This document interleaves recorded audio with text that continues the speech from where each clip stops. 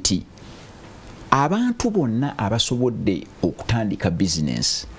tebagoberera conventional methods. Conventional methods ye kino nti olina okufuna A, then ofune B, then ofune C, then ofune D. Olina okuba ne rent. Olina okuba ne rent, ne furniture. Rent, furniture, license ya KCCA, UNBS, abakozi,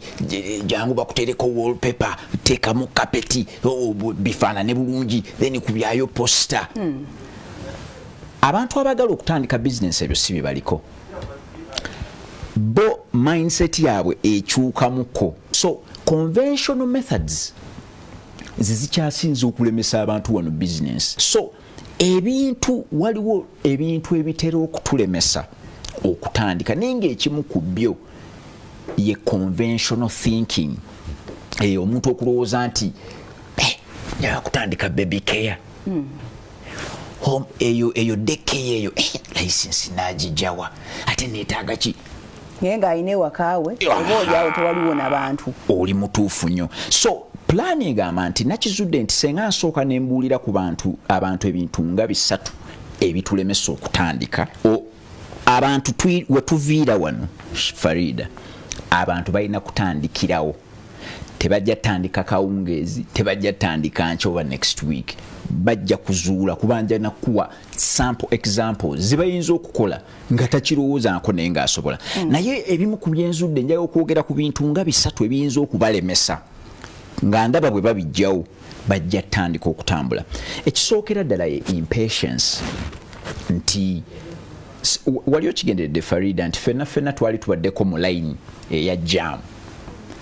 Nova mu line ng'olowooza emmotoka tezitambula. Naye n'ogenda ate mu line etatambulirako ddala. Naye amateeka ag'okuva mu line gagamba nti buli lw'ova mu line ow'emabegayo oba omuwadde chance okusembera. Kyokka ggwe wano wodda ziyinza obutatambulira ddala. So abantu abaagala okutandika kye balina okusooka okuyingiza mu mutwe kiri nti ekintu kye bayita ssente n'okugaggawala babikolanga bitwala obudde. Teriyo toyinza kubeera nga olina okupapirira ate nga bw'oyagala ne ssente. Omuntu yenna ayagala okugaggawala alina okwejjamu impatience. Ekyokubiri, abantu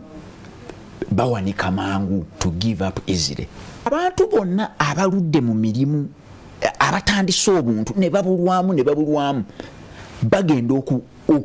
okumala ebbanga eryo nga bakuguse. Abantu nojja leero n'otunda ngatto n'ogamba tezifuna, enkya n'osuubula ebijanjaalo n'ogamba tebifuna, luli ne tukulaba ng'oleeta kapeti n'ogamba tezifuna, tugenda okuddamu otunda bukaaya n'ogamba tebifuna, tukusanga kati nze natandika kuyimbisa bantu enyimbisa kwaya. Obeera bino ebyaffe ebyokugaggawala si byoliko, oli mudiibuuzi wase ndowooza oli mudiibuuzi era ssente zikutunula benega oba kati atuteekamu ki katumulinde. Abantu bwe batu bwe bali abasinga obungi talina bizinesi gyayinza kugaa nti wabula eyo yongikoledde ebbanga. So abantu mbakubiriza nti akantu konna kugenda otandika niwe kanaaba katono, dig the same hole deeper. Ekinnya ekyo kikulire ddala buziba. Abantu mbakubiriza nti balina okufubola bakiyingira ate ne bata giving up easily. Ekirala, fear of failure. Fear of failure elemeseza abantu Farida okuyingira okutandikawo ekintu ne bwe kiba kitono kitya. Okutandika business tukwagaliza oyo yenna eyandiyagadde. Mulimu abantu ng'aga nti nze omulimu gwange gunkolera bulungi, nze sisobola haso. Ekyo tekiina buzibu, naye nziramu nega nti bw'oba oyagala okusimba layini ey'okuzaazisa ssente zikule olina okubaako kyotunda. So awo kinzijawo ne kintwala ku bintu omuntu byayinza okukozesa okutandika ne ssente entono ddala oba 0 shillings. Ekisooka olina kutandika na kyolina. Katugenda kutandika mulimu omuntu nga olina obukugu, expertise, skill, omanyi okuba piano. Wano neetaagawo design bwe eno NTV yagigula, neno yagigula, naye ye interior design omulimu gwe kukwata mutwe gwe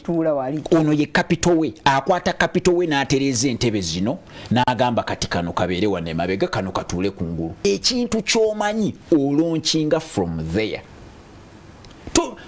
toyina otandika na kyolina siringi ebi bina naye nkulaga nti ekintu kyonna kyolina so abantu batunuulire waka obugagga buli mu identifying idle resource eyo gwe gyolabanga garage nga toyina na motoka abantu balonchingidde business bolaba zi apple zatandikira mu garage nga ye office osobola okugalawo side eno ate wanaye wasigaddewo n'oteekamu butebe n'ofumbanga mmere n'oggulawo gate ng'eyo ye restaurant yo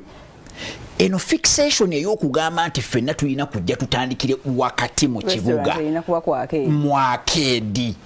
kyevulaba bugenda mu arcade abantu bonna abalimu business ezimu ezisinga nzigale lwaki tutandika business zino wakati mu kibuga nga tusula tugambe mukono nga n'abajja tugulako baveeyo mukono obo kitegedde n'okaka mikwano gyo gye wasoma najjo nti wayi natandise butiki yange nti eriwa eri ntinda kyandibadde nti abantu abakwetoolodde be bakasitoma abo nga tonnaba nakulowooza kujja mu zina akeedi ezirina emiwendo emiwanvu lwaki tutandikiraawo waka nayagala ntambulire mu latin tulina maxim egamba acta non verba nti tubeerenga bakozi ba action than ab'ebigambo kati nze siina kyenfunamu okubeera nga nsomesa ku ssente nga nina ka bizinesi kange kamu apaana nina okubeera ne businesses nga 10 such that ebintu bino byenjiga mbikwatanga bwe biri abantu nembaako experience yange ne bagenda mu maaso oyo ye professor asomesa chemistry ng'ayina pharmacy abantu kubanga tuli mu kwogera ku ngeri gy'oyinza okutandika mu business ne ssente entono oba zero cash obadde okimanyi Farida nti amaanyi gali mu bwegassi ga nsusso amaanyi agali mu bwegassi partnering era n'omulabe akimanyi bulungi nti bwe mwegatta muba b'amaanyi so abakuba muleme kwegatta gwe noonya chaos ali mu nsi buli wonoogenda chaos ali mu nsi ali mu kulemesa abantu kwegatta ekintu ekyakyembadde njaga okukubiriza abantu ennyo kyekyandibadde kisooka nosooka abantu balina okukola kye bayita market research y'emu ku ngeri gye tusobola okutandikamu ne zero money oba ne ssente entono ennyo nti buli lw'otegeera akatale Farida ebyetaago byo bikendeera ffenna tukimanyi najja wano Farida n'ensomesa ku kye tuyita ignorance tax omusolo gw'obutamanya nti bw'ojja n'ogamba oyagala kutandika kutunda matooke n'ogenda bulungi wano tugambe embalala ogaleete mu kibuga nga tomanyi bifa ku trucks ezo trucks ezisooka zirina okukukuba ku mutwe lwa butamanya eyo yo ignorance tax toyinza butagisasula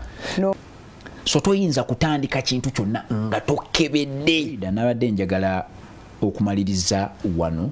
abantu mbabuulireyo ku sample businesses bayinza okutandika naye nga sinagenda mu sample businesses mbadde njagala okutegeeza abantu nti business zino ze tutandise nga ffe tuzitandise nga bassekinoomu nkibalaze nti kyangu era kisoboka era kirungi naye obuzibu bwe kirina nti engeri gye kiri nti bw'oba wakagitandika gw'obeera business ate business yeggwe kiba kizibu okwawula ani yaani mu luzungu bakozesa ekigambo inextricably linked nti igwe ne business kyo muba mukwataganye nnyo kyova olaba abantu abatandise business abeera mu dduuka nga bw'aba taliimu tebagula ze zimu ku downsides koga bwe bumu ku buzibu bwe tufuna okutandika business nga tugijjidde eddala eyo wansi n'obeera agwo gitandise gwe face gwatunda gwalamuza gwasuubula gweyiwula gwokola ki kati obeera okwataganye nnyo kati abantu mbawa advice oba mbabuulirako nti olina okujja n'omanya nti kaakano neetaagayo omukugu wa business anyamba okugijja kweno level kuba bw'ogitandika obeera entrepreneur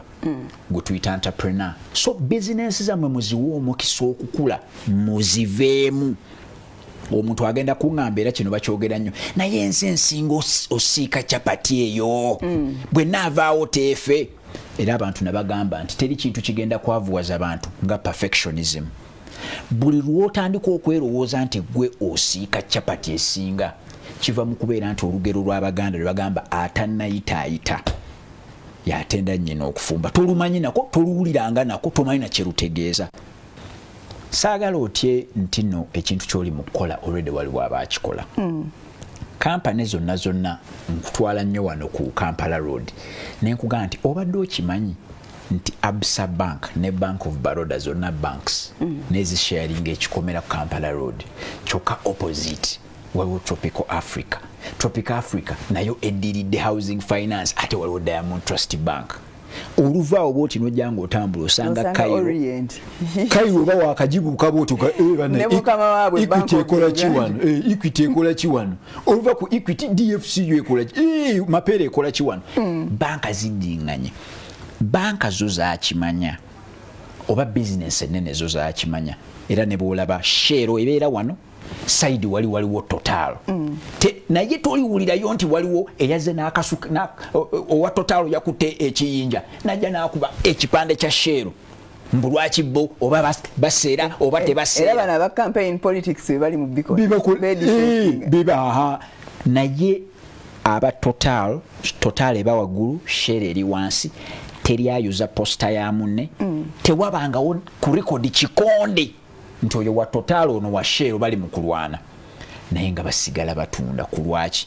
gw'olina kubeera naisa weeyise bulungi quality product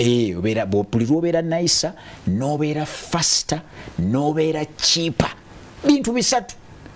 ne bwe bibeera mu bufumbo bikubako wife n'agweri you are nicer you are faster sweeter. You are cheaper okitegeera so osobola okubeera nga